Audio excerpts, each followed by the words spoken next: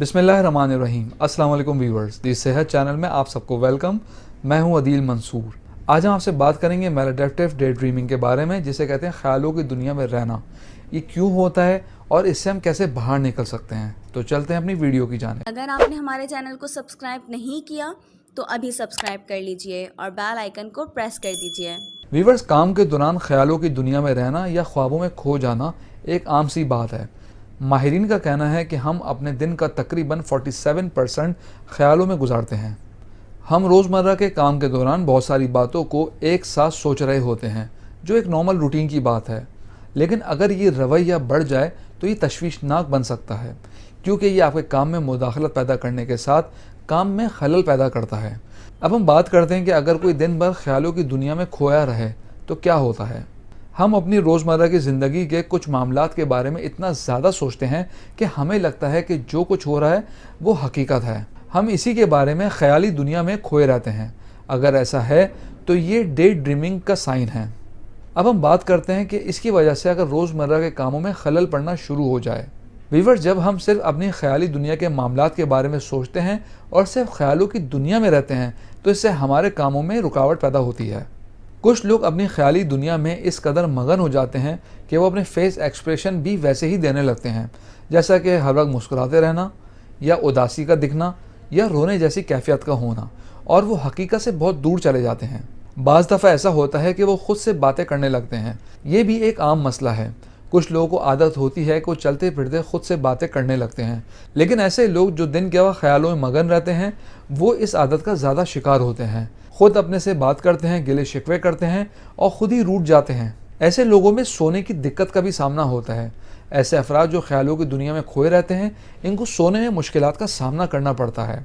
अगर वो मुश्किल से सो जाएं तो भी इनके ख्यालात उसी मसले में घूमते रहते हैं और वो पुरसुकून बिल्कुल नहीं रहते सारा दिन। ऐसे लोगों में फोकस की कमी भी बहुत कॉमन मसला है।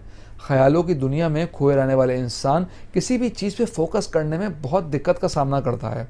ना वो अपने ख्याल और तसव्वुर से बाहर निकलता है और ना ही वो अपने काम में तवज्जो दे पाता है। व्यूअर्स, अब हम बात करते हैं कि इसकी क्या वजूहात बनती हैं। व्यूअर्स, सबसे अहम वजह है सदमे का होना।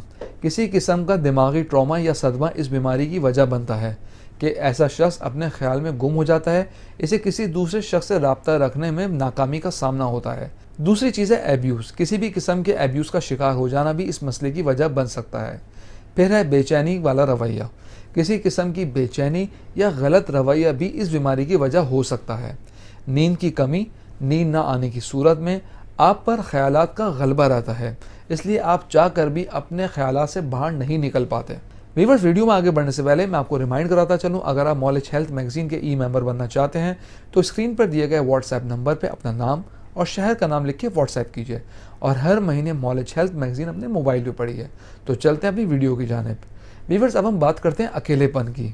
ख्वाब व ख्याल की दुनिया में खोने की एक वजह तन्हाई भी है। इंसान अपने से दोस्ती कर लेता है और वो सारे किरदार खुद अपनी ज़ात से अपनाने लगता है। व्यूअर्स, अब हम इसके इलाज की बात करते हैं कि किस तरह आप ख्यालों की दुनिया से बाहर आ सकते हैं। जब आप इस पॉइंट को जान लेंगे तो आपके लिए ख़ुद को हकीकत की दुनिया में लाना आसान हो जाएगा। सबसे पहले आपने ये करना है कि अपनी आप की तारीफ़ करनी है। ख़ुद की तारीफ़ करें। जब तक अपने आप को आप अहमियत नहीं देंगे आप इस मसले को हल नहीं कर पाएंगे। ऐसा नहीं कि आप ख़ुद पसंदी का शिकार हो जाएं, लेकिन ख़ुद को अप्रिशिएट करें ताकि आप इस मसले से बाहर निकलें और अपने किए हुए काम को समझिए। दूसरी बात है कि पॉजिटिव जर्नल लिखना। जब आप अपनी ज़िंदगी के खुशगवार और अच्छे वाक़यात को एक जर्नल में लिखते हैं तो आप पॉजिटिव होकर सोचते हैं। तो इस तरह करने से आप बहुत जल्द इस मसले से बाहर निकल सकते हैं। तो एक जर्नल ज़रूर बनाइए। इस मसले से बाहर निकलने के लिए स्ट्रेस को कंट्रोल करना बहुत ज़रूरी है। जज्बाती तौर पर बीमार अफराद इस बीमारी में ज़्यादा मुब्तला होते हैं। अगर ये लोग अपने ज़हनी तनाव को कम नहीं कर पाएँ और स्ट्रेस का शिकार हो जाएं तो इनकी दुनिया हकीकत से कट जाती है। अगर आप अपनी इस आदत को बदलना चाहते हैं तो अपने स्ट्रेस पर काबू पाइए। एक और अहम चीज़ है, गुस्से को कंट्रोल कीजिए। व्यूअर्स, गुस्सा हमारे दीन में हराम है और इसके बहुत सारे नुकसानात हैं। जब कोई शख्स गुस्से में मुब्तला होता है तो बहुत जज्बाती तौर पे वो हकीकत से बाहर चला जाता है और इसके अंदर गिले शिकवे, दलाइल और तकलीफ़ें शामिल होती हैं। अगर गुस्से पर काबू पा लें तो यकीनन इस मसले से बहुत जल्दी बाहर आ सकते हैं और रियलिटी में हम जीना सीख सकते हैं। व्यूअर्स, हमारी ज़िंदगी इस कदर मसरूफ़ हो चुकी है कि हम अपने लिए वक्त नहीं निकाल पाते और इसी मसरूफ़ ज़िंदगी के दौरान हम मुख्तलिफ़ ख़यालात और ख्वाबों की दुनिया बसाने लगते हैं, जिससे हमारी प्रोडक्टिविटी मुतासर हो जाती है। इसके लिए मुख्तलिफ़ किस्म की चीज़ें आप कर सकते हैं, जैसे मेडिटेशन कीजिए, लॉन्ग ड्राइव कीजिए, ऐसे काम कीजिए जिससे आपको खुशी महसूस हो और दिली सुकून मिले। इबादत भी कीजिए। इसके अलावा अपनी नींद के रूटीन को भी सेट कीजिए। रात को देर तक जागना आपकी लाइफ साइकिल को डिस्टर्ब करता है। इसके अलावा आपका अगला दिन भी फ्रेश नहीं होता, इसलिए कम से कम 8 घंटे की नींद तो ज़रूर लीजिए ताकि आप अगले दिन तरोताज़ा उठें। इससे भी आपको फ़ायदा मिलेगा। इसके अलावा अपने आप को थकावट से बचाइए। अपने आप को ओवर स्ट्रेस ना कीजिए। वो काम कीजिए या एक लिमिट में कीजिए जिससे आपका जिस्म रात को बहुत ज़्यादा ना थक जाए और आपकी एनर्जी लेवल डाउन होती चली जाए। इससे भी आपके अंदर पॉजिटिव एनर्जी पैदा नहीं होगी। इसलिए अपने पर इतना ही बोझ डालिए जितना आप बर्दाश्त कर सकें।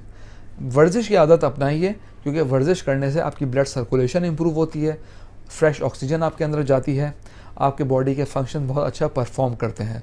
ऐसा करने से आपके अंदर एक पॉजिटिव सोच आएगी और आप मेंटली अलर्ट भी होंगे। डाइट का भी आपकी ज़िंदगी में बहुत अहम रोल होता है।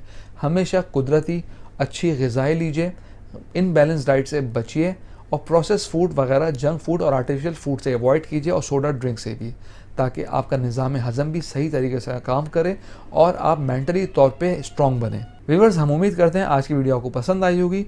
कमेंट बॉक्स में अपनी राय से ज़रूर आगाह कीजिएगा। अगली वीडियो तक के लिए अल्लाह हाफ़िज़।